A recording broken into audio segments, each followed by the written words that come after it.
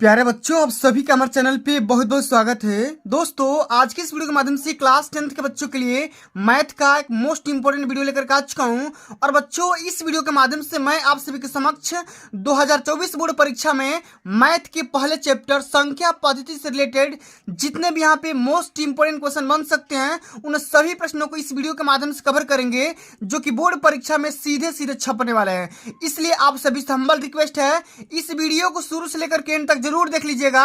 Video को like कर देना, शेयर कर देना, अगर चैनल पर नए हो तो सब्सक्राइब कर देना।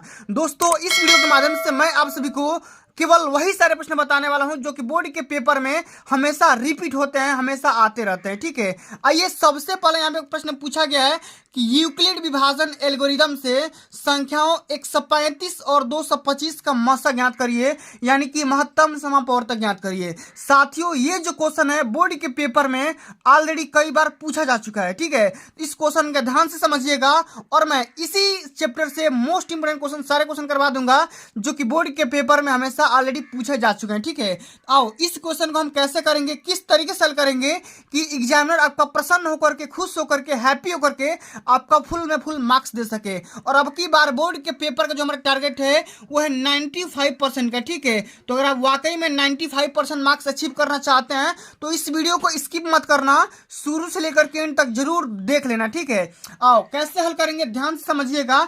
यहाँ पे दो संख्याएं दी गई है, 135 और 225। ठीक है, इसका क्या करना है, हमें HCF यानी कि मसा ज्ञात करना है। कैसे करेंगे, सबसे पहले ध्यान से समझिए। हम यहाँ पे लिखेंगे कि दी गई संख्याएं, जो भी हमारे पास डाटा दिया गया हम यहाँ पे लिखेंगे कि दी गई संख्याएं। सबसे पहले आप ये लिख लो। ठीक है, दी गई संख्याएं, और हमारे पास दो संख्या दी गई है, कौन कौन सी, 135 और 225। ठीक है, यहाँ पे क्या कर दिया गया है, 135 और यहाँ पे 225 दिया गया है। ठीक है, इतना है। ठीक है, दी गई संख्या कितना है, 135 और 225 है। सबसे पहले साथियों आप ये देखो, 135 जो है 225 से छोटा है।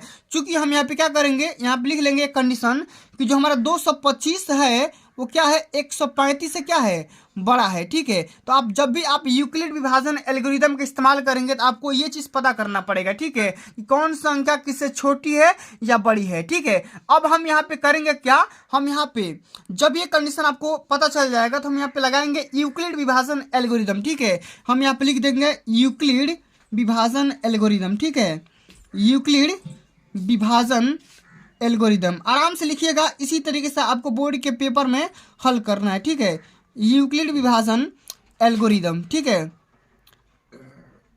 चलो यूक्लिड विभाजन एल्गोरिदम से। ठीक है, ये हो गया आपका। अब बताओ यूक्लिड विभाजन एल्गोरिदम का नियम क्या बोलता है। ये बोलता है, ठीक है, अगर मान लो यहाँ पे अगर हम p अगर कोई संख्या ले रहे हैं, ठीक है, p अगर मैं कोई संख्या ले रहा हूं तो p बराबर क्या हो जाएगा, b। ठीक है, BQ और प्लस में R, इसी फॉर्म का होता है। ठीक है, इसी फॉर्म का ये संख्या होता है। तो P हमारा क्या हो गया, 225 हो गया।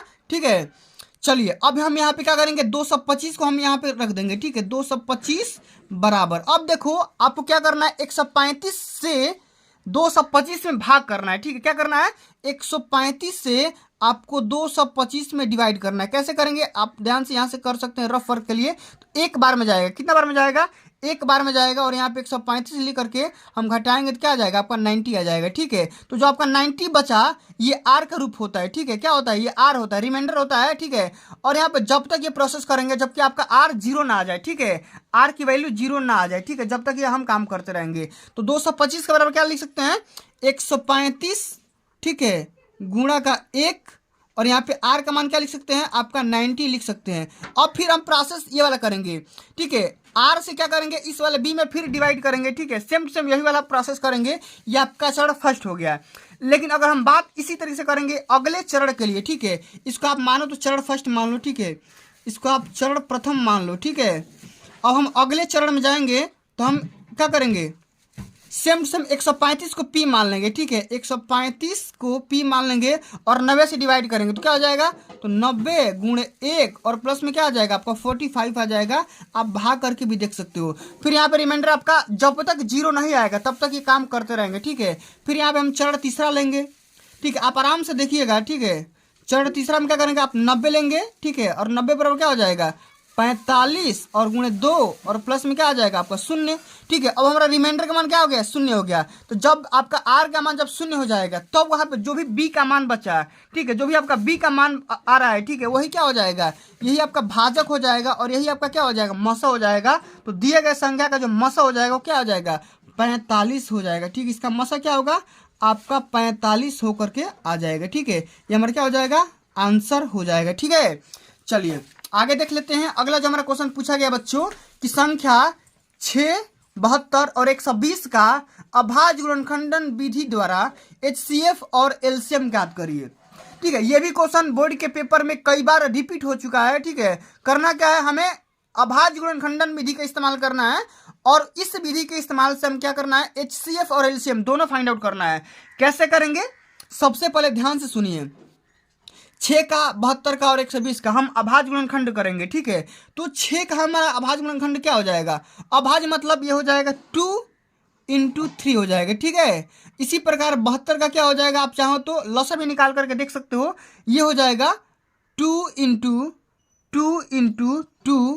2 ये 3 इंटू 3 हो जाएगा। ठीक है, तितरी के 9, 9 दूना 18 और 18 दूना 36, 36 दूना 72। ठीक है, इस प्रकार आप रफ वर्क भी कहीं भी कर सकते हो, कोई दिक्कत की बात नहीं है। इसी प्रकार आपको अगला करना है 20, 120 का। तो 120 का क्या हो जाएगा, ये हो जाएगा 2 इंटू 3 इंटू 5 हो जाएगा। ठीक है, आप आसानी से निकाल सकते हो, कोई दिक्कत की बात नहीं है। ठीक है, इतना बस समझ में आ गया। अब हम करेंगे क्या, अब हमें क्या करना है, HCF निकालना है और LCM निकालना है। ठीक है, तो हम यहाँ पे HCF अगर फाइंड आउट करेंगे, ठीक है, HCF निकालने के लिए हमारे पास सबसे मिनिमम से मिनिमम जो चीज़ें बिलोंग कर रही है उसको ध्यान से लिखेंगे। ठीक है, इसे यहाँ पे देखो 2 इसमें भी दिख रहा है, 2 इसमें भी दिख रहा है और 2 इसमें भी दिख रहा है, तो 2 को सबसे पहले कॉमन कर लेंगे। ठीक है, अब हम ये देखेंगे कि 3 इसमें दिख रहा है कि नहीं, तीनों में दिखना चाहिए। ठीक है, तब जाकर के HCF होगा। ठीक है, तो 2 इंटू, अब देखो 3 इसमें भी है, इसमें भी है और इसमें भी है, तो यहाँ पे क्या कर लेंगे, 3 ले लेंगे। तो क्या हो जाएगा, ये आपका 6 हो जाएगा, यानी कि HCF का जो मान आएगा 6 आ जाएगा। ये एक हमारा आंसर हो गया। ठीक है, इसी प्रकार एलसीएम निकालने के लिए, ठीक है, एलसीएम यानी कि लोएस्ट कॉमन मल्टीप्लिकेशन, ठीक है, मल्टीप्लाई, तो जो लिस्ट कॉमन होता है, ठीक है, लिस्ट कॉमन, अब इसमें क्या करते हैं, मैक्सिमम से मैक्सिमम लेते हैं। यहाँ पे देखो 2 का पावर, यहाँ पे देखो 1 है, छोड़ देंगे। ठीक है, 1 2 3 है ना, 2 का पावर 3 है, तो 2 गुणे 2 गुणे 2 लिखेंगे। ठीक है, 2 गुणे 2 गुणे 2। ठीक है, अब यहाँ पे देखेंगे 3 कितनी बार आया है, तो 3 यहाँ पे 2 बार आया है मैक्सिमम में, तो इसको काउंट कर लेंगे, 3 इंटू 3 कर लेंगे। ठीक है, अब यहाँ पे एक और आया है 5। ठीक है, तो 5 को भी हम यहाँ पे काउंट कर लेंगे। अब इसको आप गुणा कर लो। ठीक है, गुणा कर लो तो क्या हो जाएगा, 2 दूनी के 4, 4 दूना 8 और 3 के 24, 24 3 72 और 72 5 360। ठीक है, 72 5 कितना हो जाएगा, 360 निकल करके आ जाएगा। ये आपका क्या हो जाएगा, एलसीएम हो जाएगा। ठीक है, तो साथियों इसी प्रकार आप सभी को भी बोर्ड के पेपर में हल करना है। ठीक है, चलो आगे बढ़ जाते हैं। अगला जो हमारा क्वेश्चन पूछा गया बच्चों, ये जो क्वेश्चन देख रहे हैं ये बोर्ड के पेपर में बहुत बार, एक बार नहीं बहुत बार पूछा गया है। ठीक है, इस क्वेश्चन को ध्यान से समझिएगा और अब की बार बोर्ड के पेपर में क्वेश्चन फिक्स है कि आएगा, गारंटी ले लो। ठीक है, 100% गारंटी है कि क्वेश्चन आएगा। क्वेश्चन हमारा ये है कि सिद्ध कीजिए कि √2 एक अपरिमेय संख्या है। हमें ये प्रूफ करना है कि भैया √2 एक क्या है, इरेशनल नंबर। अपरिमेय संख्या क्या होती है, ऐसी संख्या है जिन्हें हम p/q के रूप में आसानी से व्यक्त नहीं कर सकते हैं, उन्हें हम क्या बोलते हैं, अपरिमेय संख्या बोलते हैं। लेकिन हमें करना क्या है, अगर हमें किसी भी संख्या को अपरिमेय प्रूफ करना है तो हम उसके जस्ट अपोजिट मानेंगे। क्या मान लेंगे, उल्टा मान लेंगे। ठीक है, हम मान लेंगे कि √2 एक परिमेय संख्या है। ठीक है, हम कल्पना कर लेंगे, हम यहाँ पे सुपोज कर लेंगे, हम यहाँ पे लिखेंगे कि माना, ठीक है, क्या लिखेंगे कि माना √2 एक परिमेय संख्या है। क्या है, एक परिमेय संख्या है। ठीक है, आप मान लो भैया कि √2 क्या है, एक परिमेय संख्या है। ठीक है, अब परिमेय संख्या है तो परिमेय संख्या का एक कंडीशन होता है जिन्हें हम p/q के रूप में व्यक्त कर सकते हैं या a/b के रूप में व्यक्त कर सकते हैं। तो हम यहाँ पे लिख सकते हैं कि √2 इज इक्वल टू a/b, कुछ भी लिख सकते हो। ठीक है, a/b लिख सकते हो, जहां पे a और b सह अभाज्य संख्या है। अब देखो सह अभाज्य संख्या का मतलब ये होता है कि जिनका मसा 1 होना चाहिए। ठीक है, हम यहाँ पे लिख सकते हैं कि जहां, ठीक है, जहां a और b सह अभाज्य संख्या है। क्या है, सहअभाज्य संख्या है। ठीक है, सहअभाज्य संख्या। अब देखो सहअभाज्य का मतलब क्या होता है, जिनका इन दोनों का मसा एक होना चाहिए। ठीक है, इन दोनों का मसा क्या होना चाहिए, एक होना चाहिए। अब हम क्या करेंगे, दोनों पक्षों का वर्ग कर देंगे। हम यहाँ पे लिखेंगे कि दोनों पक्षों का वर्ग करने पर, ठीक है, दोनों पक्षों का वर्ग करने पर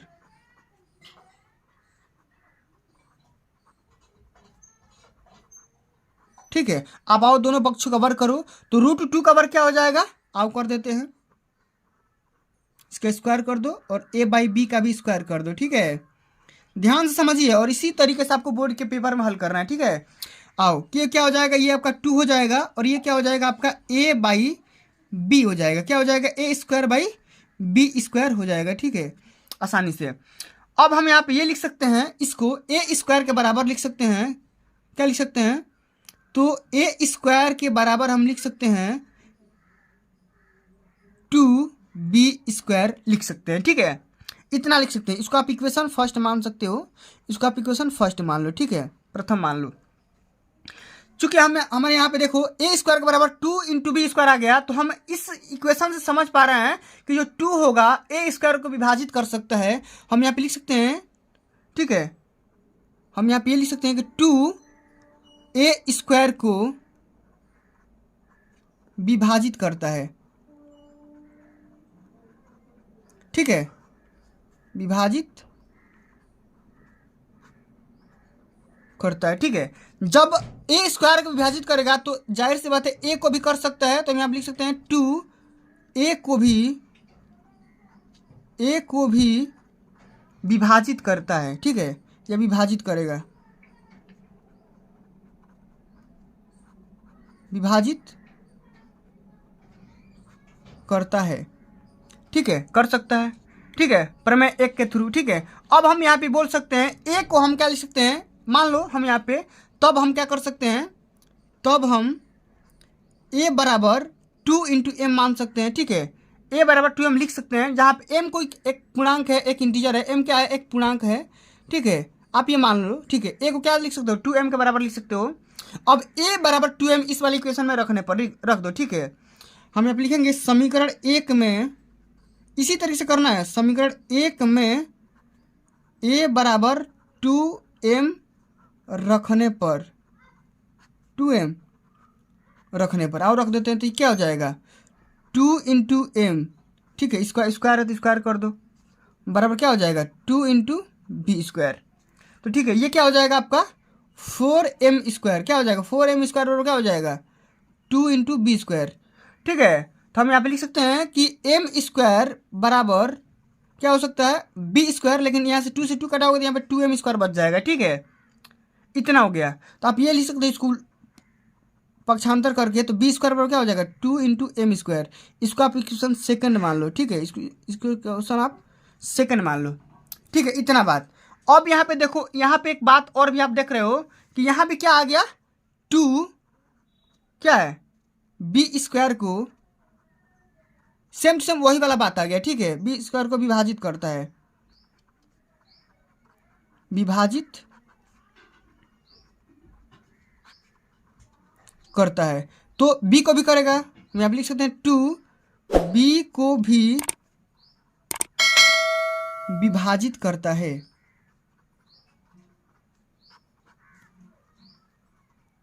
अब आप बताओ, जब a और b दोनों को विभाजित कर दिया, ठीक है, तो हम यहाँ पे ये बोल सकते हैं a और b का, ठीक है, a और b का जो HCF होगा, HCF, ठीक है, वो क्या आ गया, यहाँ पे 2 आ गया। लेकिन आपने क्या माना था भाई, आपने सहअभाज्य माना था, इनका मौसा 1 आना चाहिए, लेकिन यहाँ पे क्या आ गया, 2 आ गया।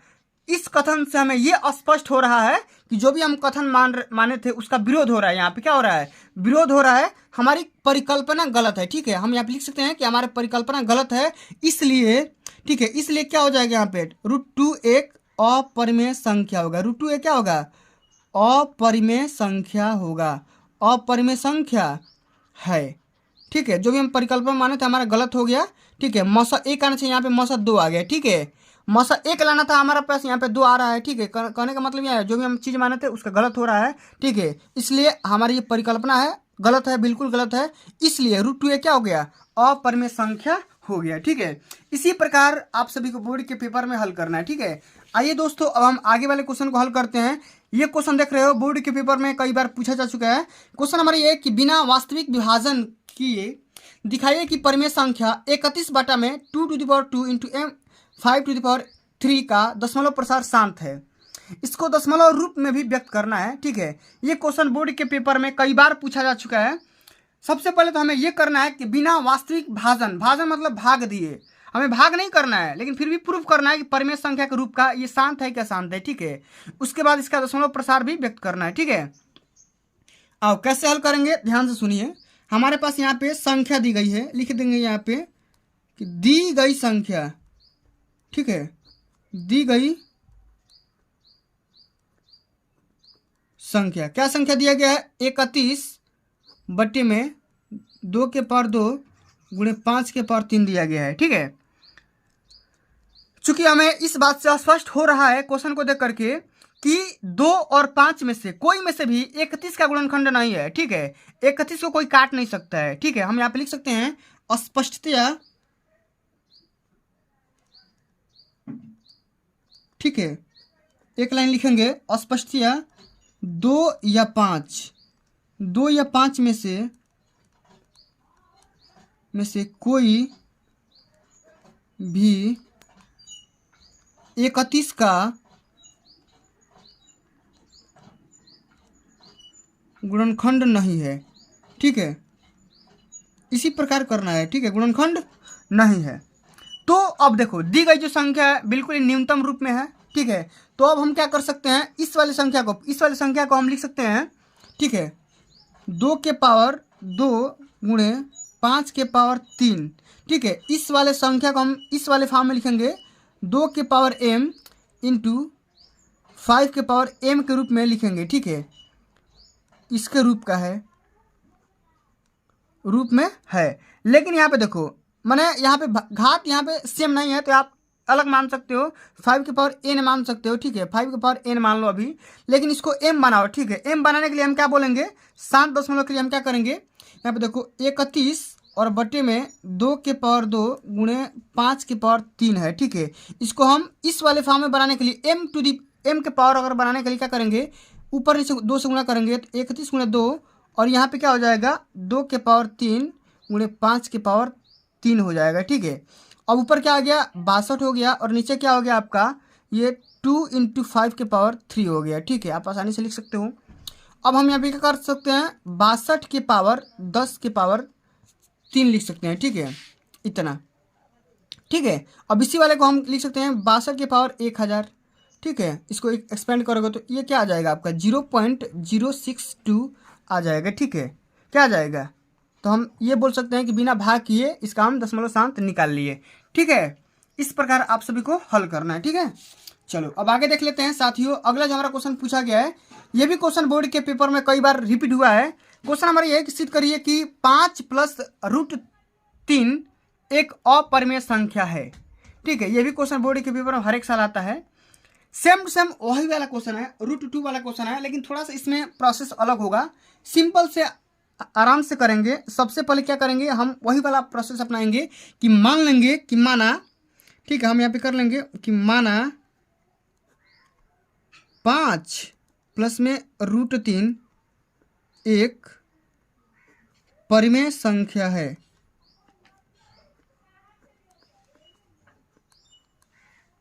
परिमेय संख्या है। ठीक है, मान लो अब परिमेय संख्या है तो जिनको हम p/q के रूप में या a/b के रूप में लिख सकते हैं, आप आसानी से लिख सकते हो 5 प्लस में √3 बराबर a/b लिख सकते हो। हमें क्या करना है, a और b का जो HCF आना चाहिए, मौसा आना चाहिए, वो क्या आना चाहिए, 1 आना चाहिए। इसका मौसा क्या आना चाहिए, 1 आना चाहिए। ठीक है, इतना बात समझ में आ गया।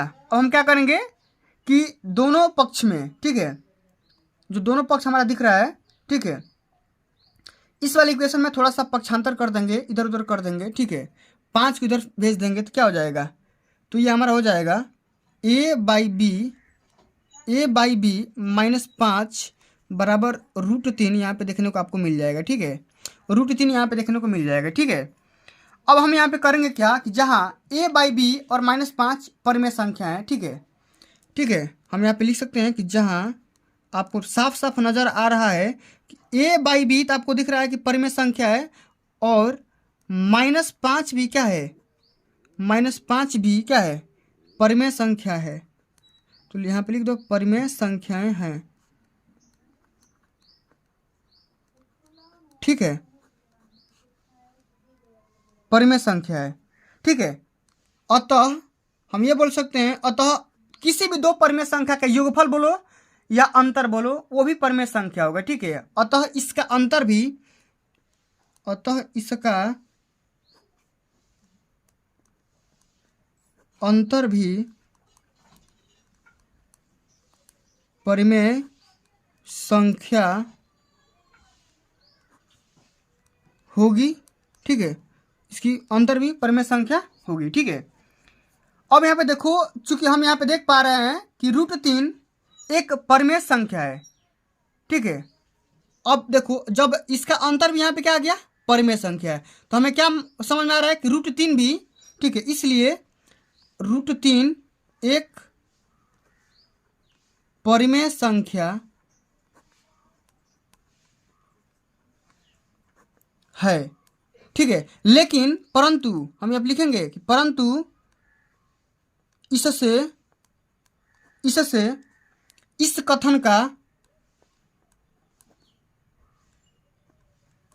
कथन का विरोधाभास हो रहा है,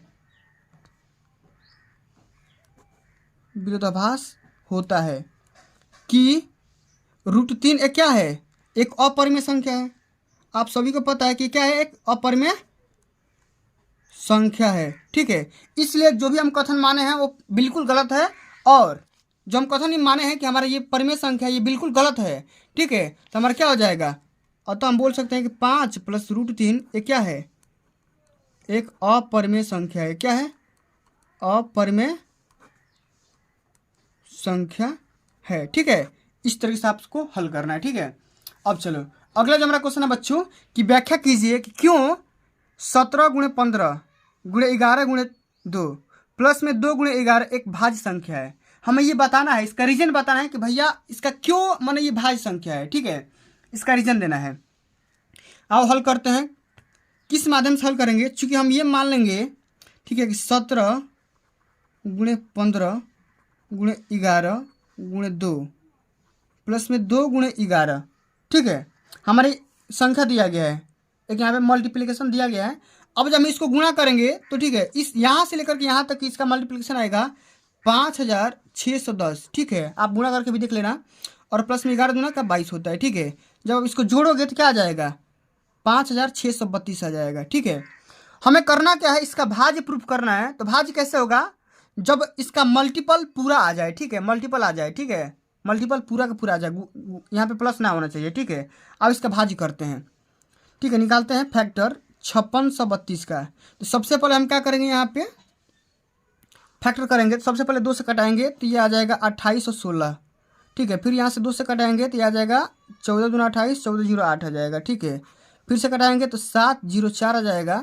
फिर 2 से कटाएंगे तो ये आ जाएगा 352। ठीक है, फिर 2 से कटाएंगे तो ये आ जाएगा आपका 176, और यहाँ पे 2 से कटाएंगे तो ये आ जाएगा कितना, 88। ठीक है, फिर आप 2 से कटाओगे तो 44 आ जाएगा, और फिर यहाँ पे 2 से कटाओगे तो आपका आ जाएगा 22। फिर आप 2 से कटाओगे तो 11 आ जाएगा, और फिर 2 से कटाओगे तो नहीं सॉरी, यहाँ पे 11 से कटाओगे तो 1 आ जाएगा। ठीक है, ठीक है, चूंकि हमारा ये क्या आ गया, 11 भी क्या आ गया, एक अभाज्य संख्या है। ठीक है, 11 क्या है, एक अभाज्य संख्या है।